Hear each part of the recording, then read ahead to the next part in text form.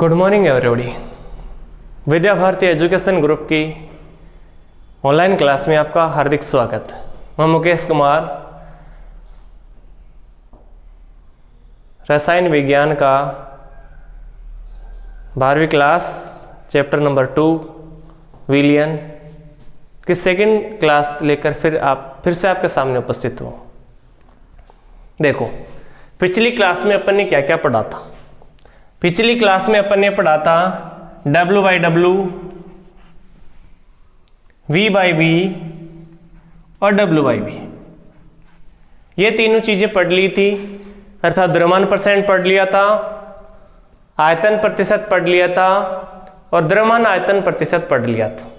तीनों चीजें पढ़ ली।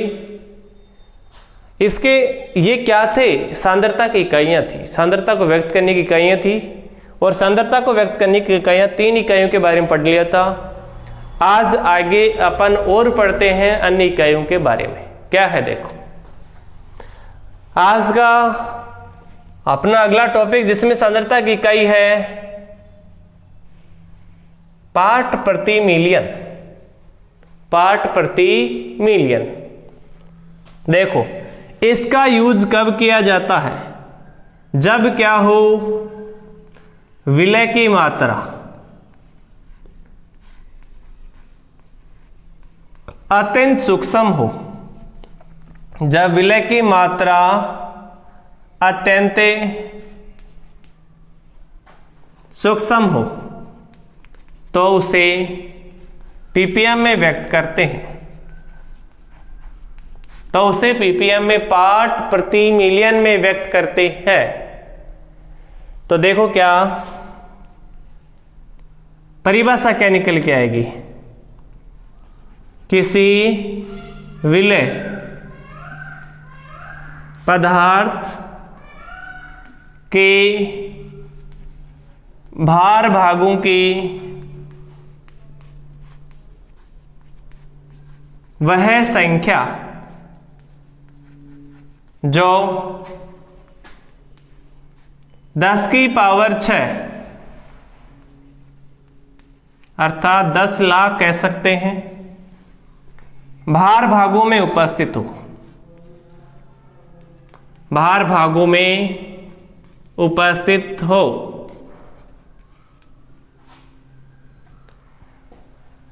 क्या कह सकते हैं? सुनना।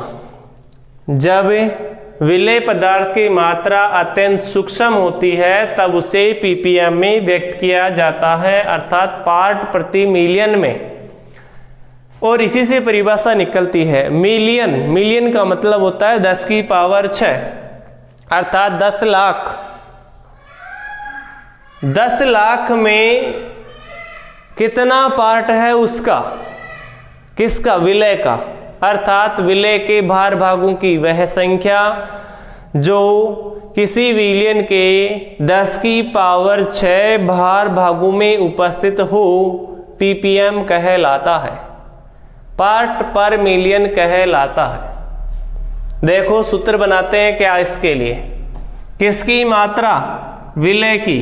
तो लिख सकते हैं विलय पदार्थ का द्रव्यमान।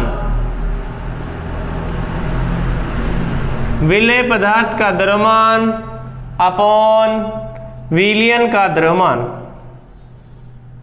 विलयन का द्रव्यमान इंटू 10 की पावर 6।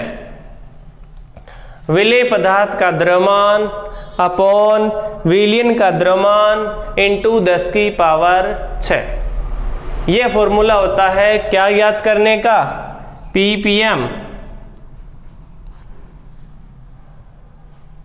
पीपीएम ज्ञात करने का जो फॉर्मूला है वो ये रहा, विलय पदार्थ का द्रव्यमान और विलयन का द्रव्यमान। पूछा गया क्वेश्चन है पीपीएम ज्ञात करने का सूत्र लिखिए, तब यह है। देखो क्वेश्चन, एक क्वेश्चन लिखते हैं। क्या है क्वेश्चन?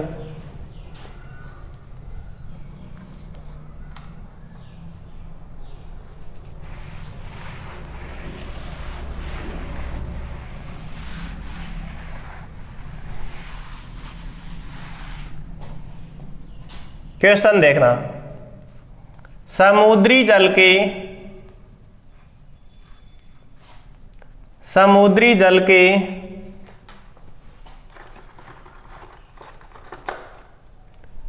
प्रति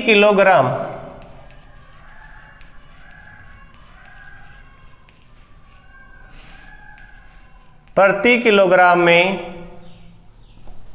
5.8 इंटू 10⁻³ ग्राम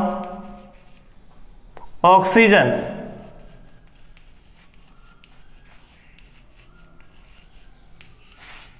की मात्रा पीपीएम में ज्ञात कीजिए। पीपीएम में ज्ञात कीजिए।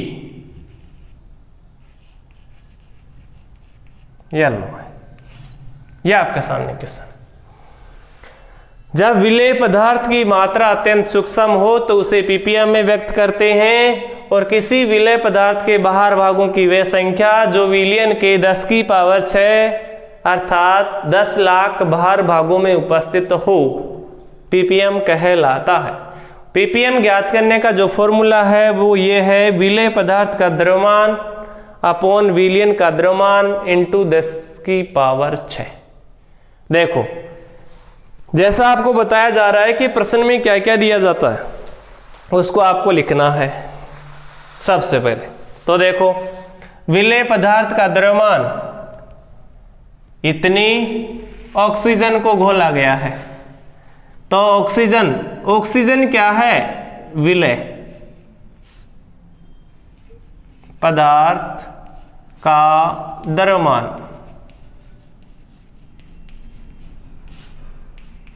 5.8 इंटू 10⁻³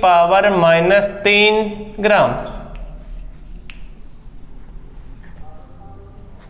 और जल के प्रति किलोग्राम में घोला जाता है, अर्थात विलयन का द्रव्यमान कितना है? विलयन का द्रव्यमान 1 kg, या इसको लिखना चाहें तो क्या लिख सकते हैं? 1000 ग्राम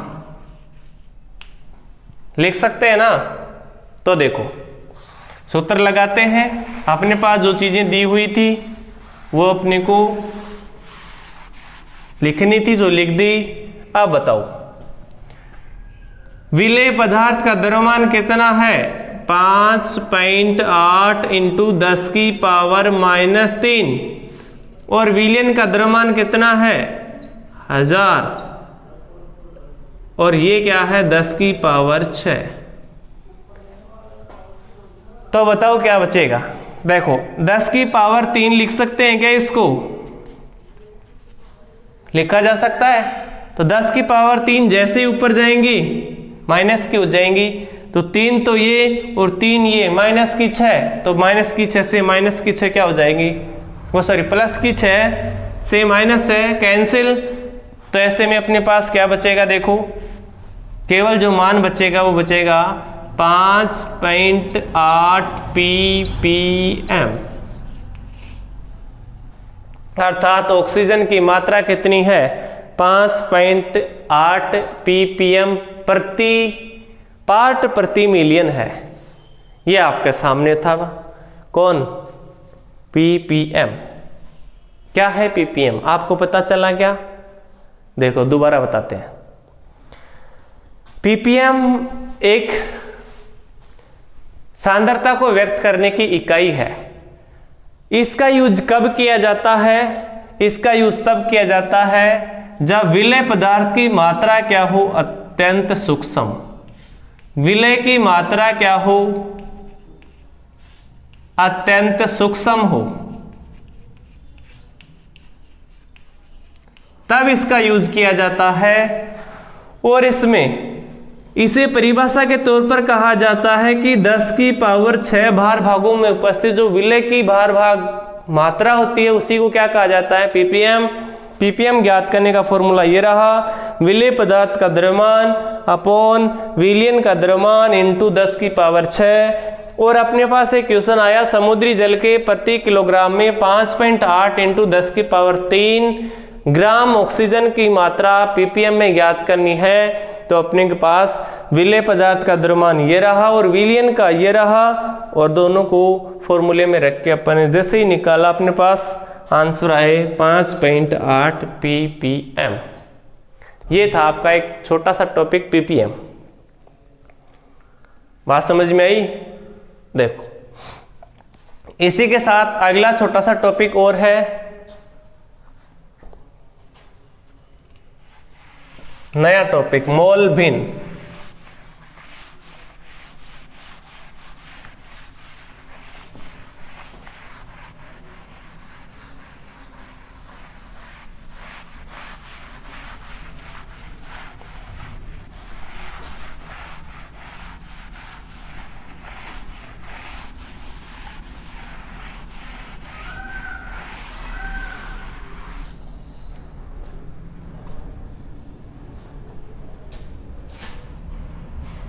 मोल भिन्न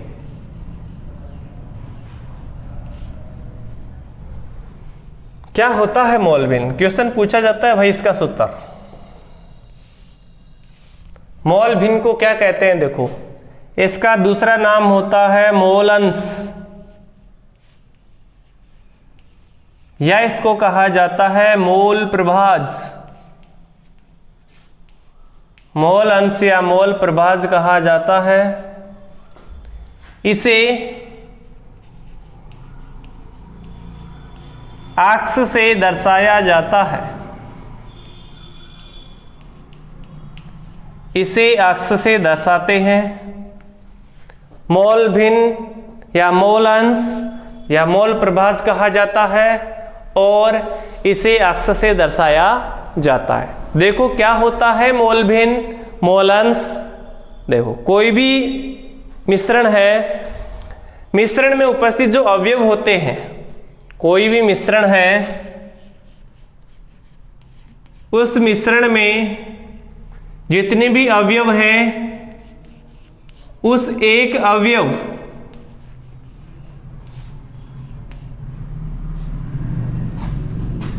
के मोल और मिश्रण के कुल मोल की संख्या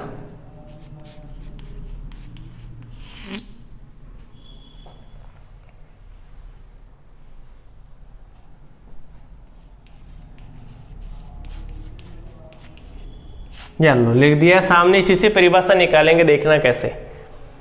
मोल भिन्न हुआ, मोल अंश हुआ, मोल प्रभाज हुआ, इसे अक्ष से दर्शाया जाता है। और देखो क्या है, कोई भी मिश्रण है, उस मिश्रण में जैसे अपने पास कह दिया 1 2 3 मिश्रण है, तीनों को मिला दिया तो एक का जब मोलांश निकालेंगे तो 1 + 2 + 3, अर्थात ये तो कुल के मोलांश और ये एक का मोलांश। इसी का जो अनुपात होता है उसी को क्या कहा जाता है? मोलांश। तो परिभाषा सुनना,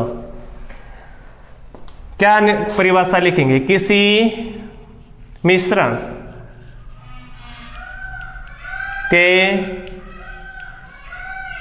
ये रहा एक अवयव के मोलों की संख्या, एक अवयव के मोलों की संख्या व मिश्रण में कुल मोलों की संख्या के अनुपात को क्या कहा जाता है?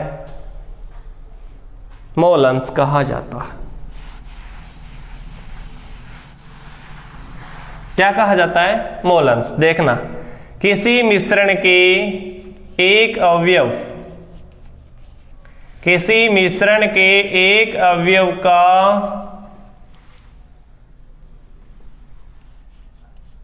मोल, एक अवयव के मोलों की संख्या व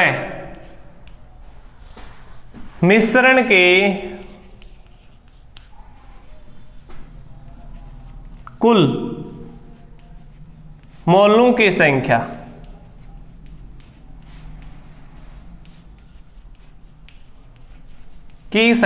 के अनुपात को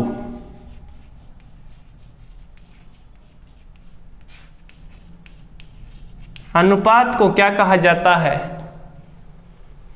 मोल भिन्न, मोल अंश या मोल प्रभाज कहा जाता है।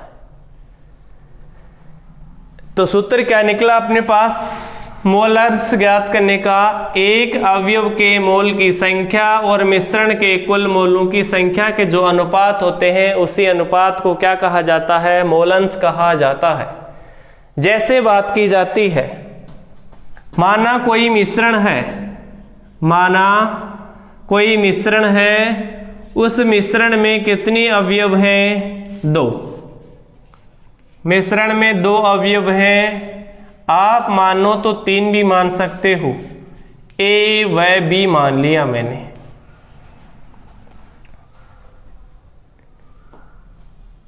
तो एक अवयव जैसे कह दिया, ए के मोलों की संख्या को मैंने दर्शा दिया एन ए से, वह बी के मोलों की संख्या को मैंने दर्शा दिया एन बी से।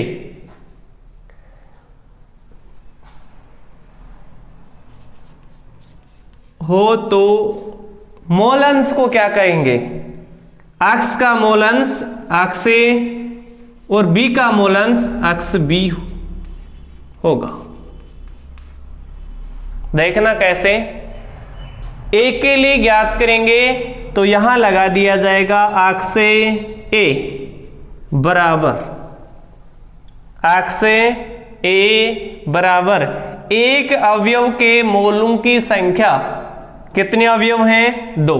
एक ये रहा और एक ये रहा। इनके मोलों की संख्या को किससे दर्शाया है? एक की को एन ए, दूसरी को एन बी से। तो इसको ऐसे लिख सकते हैं क्या? एन ए अपॉन कुल, अर्थात कितने हैं? 2, n A plus n A B. आ गई क्या बात? दूसरी बात देखो क्या है, यदि b का ज्ञात करना है मोल अंश तो कैसे ज्ञात करेंगे? N B upon n A plus n B. बात समझ में आई या नहीं आई? देखना, ये है सामने लिखा हुआ अक्ष ए अक्ष बी क्या है बताओ? मोल भिन्न कह सकते हैं, मोल अंश कह सकते हैं, मोल प्रभाज कह सकते हैं। एन ए है मोलों की संख्या, ए के मोलों की संख्या एन ए के मोलों की संख्या एन ए, बी के मोलों की संख्या एन बी। यदि अपने को ए के मोल अंश ज्ञात करने हैं तो n A upon n A plus n B, अर्थात दोनों जो 2 अवयव हैं मिश्रण में दोनों को जोड़ना है और इसको यहां रखना है। अब देखना, इसी बात को चेंज कर रहे हैं, यहां मिश्रण में कह दिया कितने अवयव हैं? 2। मैं यहां 2 की जगह क्या कर देता हूं? 3 अवयव हैं। कितने अवयव हैं? मिश्रण में 3 अवयव है और तीनों को मैंने लिख दिया ए व बी व सी, ए बी सी से दर्शा दिया। तो बताओ इनके मोलों की संख्या क्या होगी? एन ए, एन बी और एन ए सी। तो इनके आपको ज्ञात करने हैं मोल अंश। तो x का a, दूसरी क्या हो जाएगी x b और तीसरी क्या हो जाएगी x c। मोल अंश होगा। अब मोल अंश के लिए फॉर्मूला लिखते हैं, बताओ कैसे लिखोगे? इधर देखो,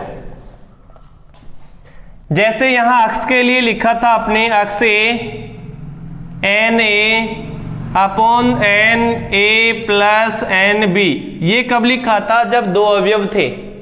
अब कितने अवयव हैं? 3, तो क्या लिख दोगे? एन सी।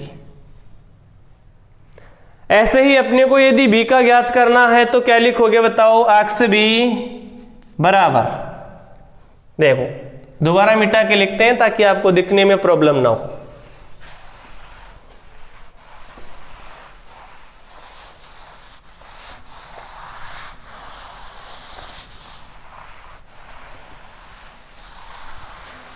यहां थे 2 अवयव और यहां है 3 अवयव।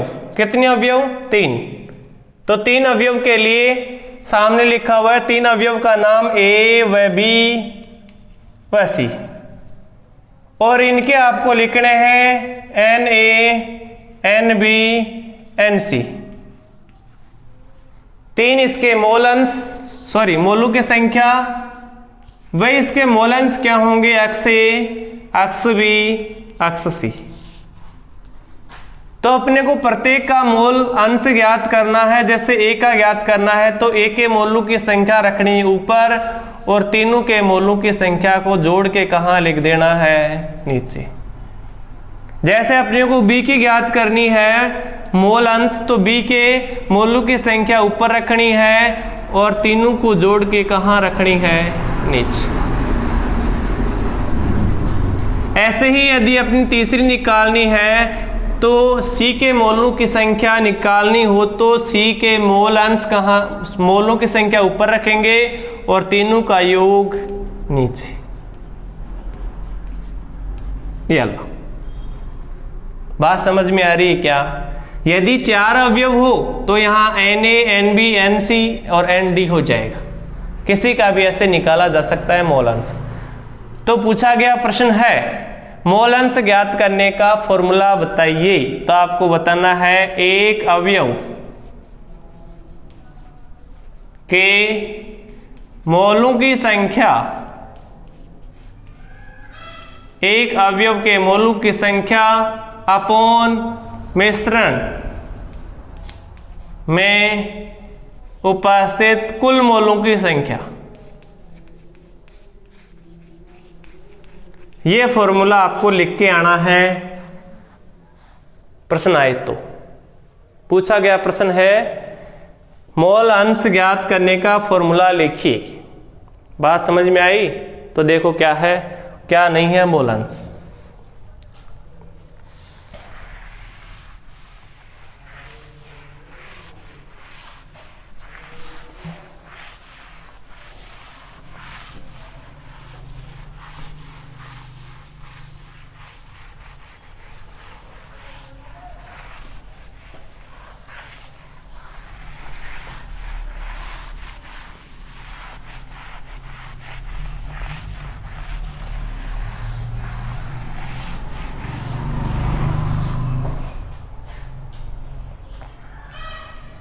देखो मोल अंश को किससे दर्शा दिया?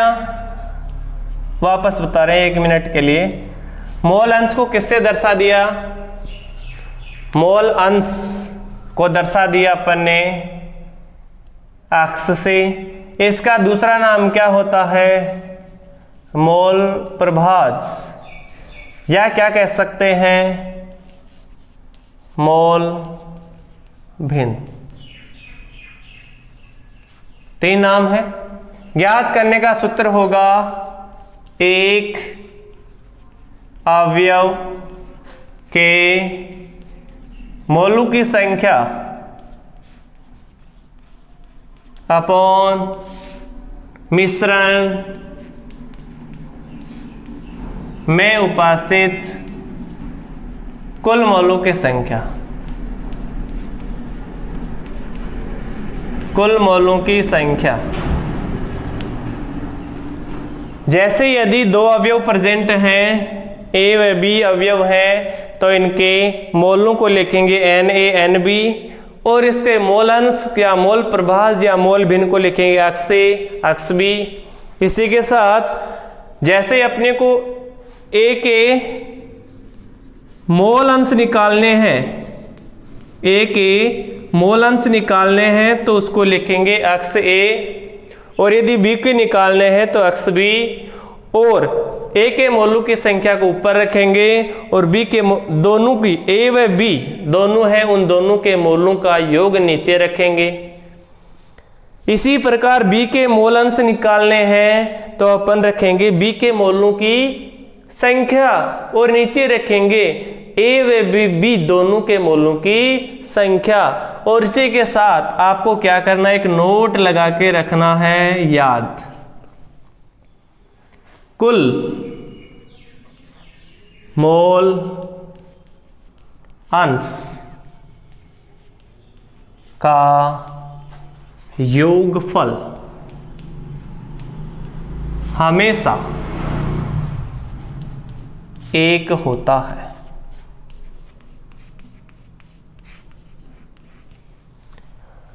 कुल मोल अंश का योग एक होता है। जैसे बात की जाए अक्ष ए प्लस अक्ष बी का योग कितना होता है, हमेशा एक होता है। कंपटीशन एग्जाम में कई बार पूछा जाता है, कह दिया मिश्रण दिए गए हैं 2a व b, उसके मोल अंश इतने हैं, तो मिश्रण में उपस्थित जो कुल मोल अंश है उनका योगफल क्या होगा, योगफल हमेशा क्या होता है, एक होता है। यह आपका था मोल अंश पूरा हो गया।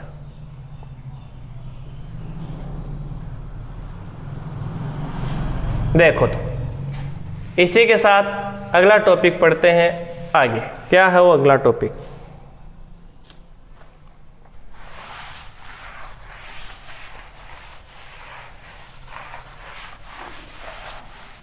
मोल अंश जहां तक मैं मानता हूं समझ में आ गया होगा। और याद रखने वाली बात, योगफल कितना होता है, एक। और ये रहा सामने इसका फॉर्मूला जो आपको याद रखना है।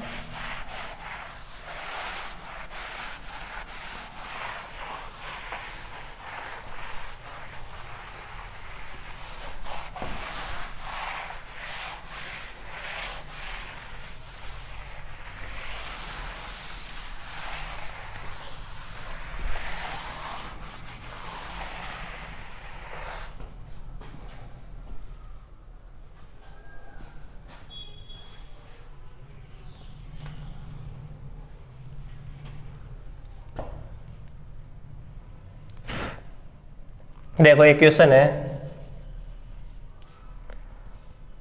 एक मिश्रण में दो अवयव ए व बी प्रेजेंट हैं, उपस्थित हैं, तो ए के मोलों की संख्या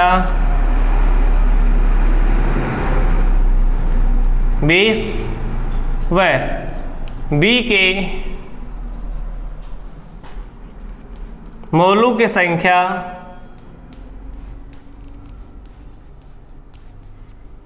10 है, तो मिश्रण में उपस्थित अवयव ए व बी के मोल अंश ज्ञात कीजिए, कि मोल अंश ज्ञात कीजिए। ये ज्ञात करना, मिश्रण में उपस्थित ए व बी के मोल अंश ज्ञात कीजिए। तो अपने को पता है कितने अवयव हैं, 2।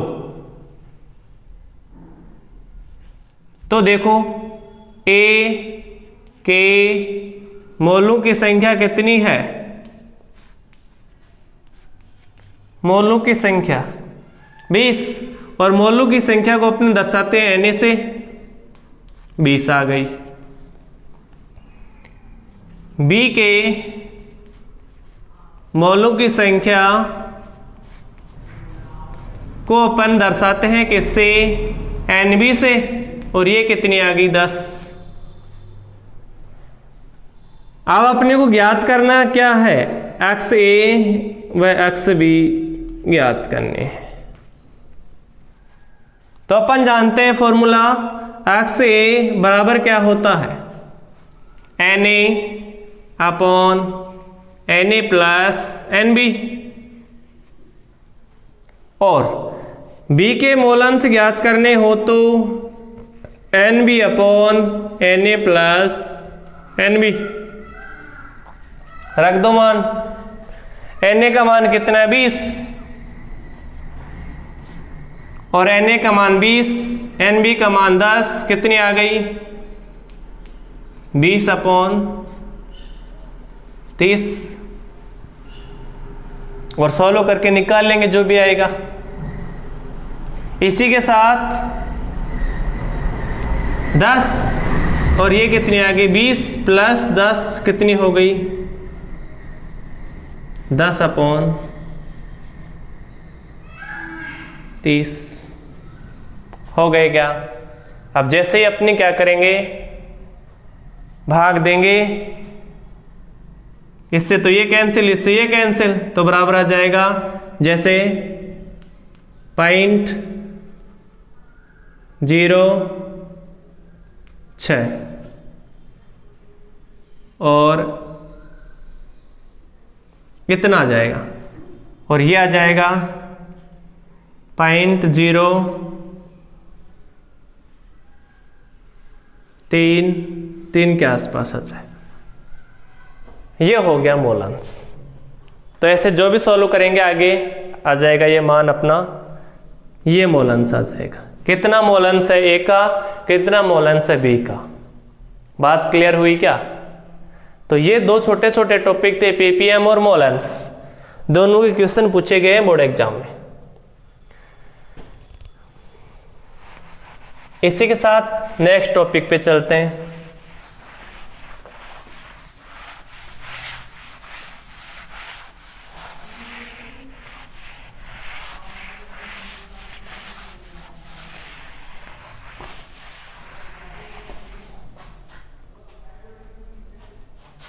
नेक्स्ट टॉपिक है जिसका नाम है मोलरता,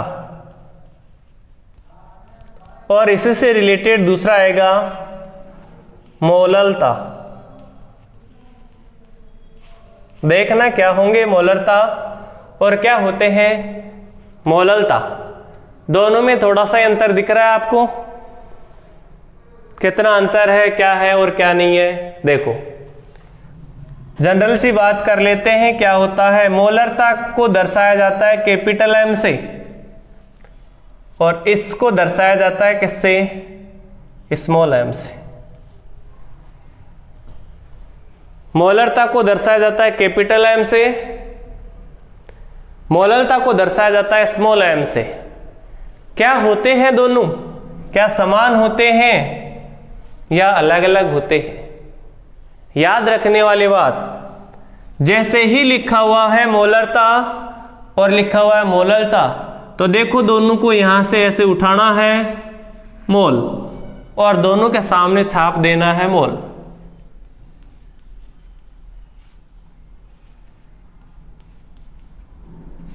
एक हो तो मोल और बहुत सारे हो तो मोलों की संख्या, मोलों की संख्या। छाप दिया। अब लिखना है, इस बड़े वाले के सामने लिख दो 1 लीटर और इस छोटे वाले के सामने लिख दो 1 केजी। यहां लिख दो विलायक और यहां लिख दो विलियन।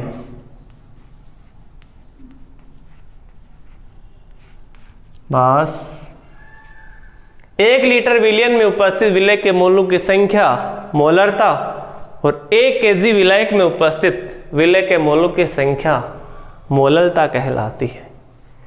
क्या होती है मोलरता, कैसे निकाली जाती है, कैसे किससे रिलेटेड कैसे प्रश्न आते हैं, ये डिटेल से पढ़ेंगे अपन अगली क्लास में, मोलरता के बारे में और मोललता के बारे में।